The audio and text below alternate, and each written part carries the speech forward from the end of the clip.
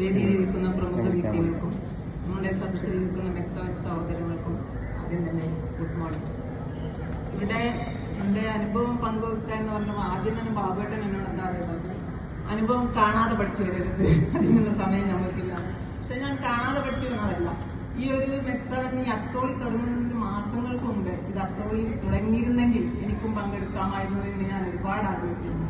കാരണം എൻ്റെ ഫാമിലി ഗ്രൂപ്പിൽ നിന്നും എൻ്റെ സ്കൂൾ ഗ്രൂപ്പിൽ നിന്നും അങ്ങനെ പല ഗ്രൂപ്പുകളിലൂടെയും മെക്സവന്റെ ഇതിന്റെ മെക്സവന് പങ്കെടുക്കുന്നവരെ പറ്റിയും അതിന്റെ കൂട്ടായ്മയെ പറ്റിയും ഒക്കെ എത്രയോ ഞാൻ മനസ്സിലാക്കി. അങ്ങനെ ഇരിക്കുമ്പോഴാണ് ചീക്കിലോടുള്ള എൻ്റെ ഒരു ഫാമിലി ഇങ്ങനെ ചീക്കിലോട് ഇങ്ങനെ ഒരു ഇത് തുടങ്ങിയിട്ടുണ്ട്. ഇങ്ങനെ പല രീതിയിലുമുള്ള ഈ എക്സസൈസുകളൊക്കെ അതിലുണ്ട്. അപ്പൊ ഞാൻ ചോദിച്ചത് മെക്സവനാണ്.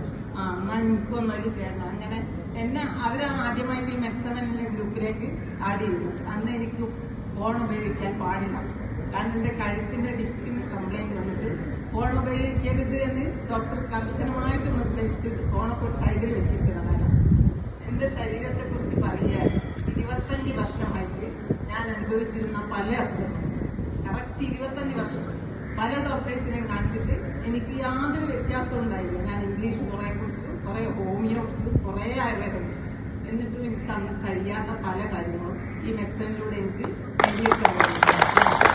അതിന്റെ അയൽവാസികൾ തന്നെ സാക്ഷികളാണ്. കാരണം കഴുത്ത് തിരിക്കാൻ പറ്റാതെ സ്റ്റക്കായിപ്പോയ ഒരവസ്ഥ, പുറത്തുകൂടെ ഒന്നായിട്ട് വേദന വരുന്ന ഒരവസ്ഥ, കൈയിന്റെ സൈഡിൽ ഇങ്ങനെ വേദന ഇറങ്ങി വന്നിട്ട് ഷോൾഡറിൽ ഇഞ്ചക്ഷൻ കയറ്റി വെക്കണം എന്ന് പറഞ്ഞിട്ട് അത് ഇഞ്ചക്ഷൻ വെച്ചാലും ശരിയാവില്ല, ഇനി നിങ്ങൾക്ക് സർജറി ചെയ്യേണ്ടി. ആ കൈ വെച്ചാണ് ഞാൻ മെക്സോണിലേക്ക് വന്നിട്ട് ഈ ഞാൻ ജമ്പ് ചെയ്യാറില്ല, പക്ഷെ ബാക്കിയുള്ള എല്ലാ സംഭവങ്ങളും ചെയ്യാറുണ്ട്. അതിലൂടെ ആ ഷോൾഡറിന്റെ വേദന എങ്ങോട്ടാ പോയതെന്ന് എനിക്കറിയില്ല. ഞാൻ പിന്നെ അതിലേക്ക് പോയിട്ടില്ല. കൈക്ക് എനിക്ക് എത്ര വേണമെങ്കിലും തിരിക്കാം.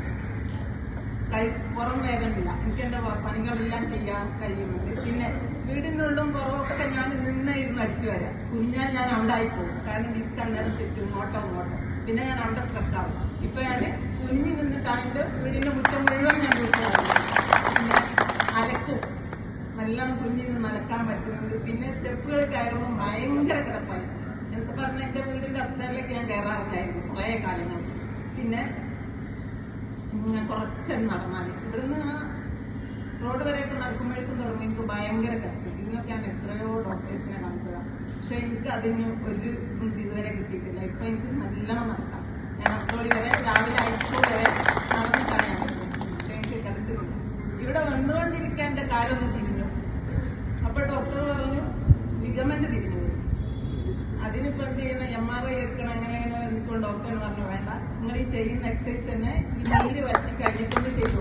അങ്ങനെ കാലിൽ ഒരു ആഴ്ച വരെ ഞാൻ കറക്റ്റായിട്ട് റെസ്റ്റ് എടുത്ത് നീരൊക്കെ വറ്റിയ ശേഷം ഇവിടെ നമ്മളെ ആംഗിൾ റൊട്ടേഷൻ അത് ചെയ്ത് ഇപ്പൊ ലിഗമെന്റ് ശരിയായി. ഇപ്പൊ 25 വർഷമായിട്ട് എന്റെ ശരീരത്തിലെ കെട്ടുകളൊക്കെ അഴിച്ചു വിട്ടിട്ട് ഫ്രീ ആയ അവസ്ഥയിലാണ്.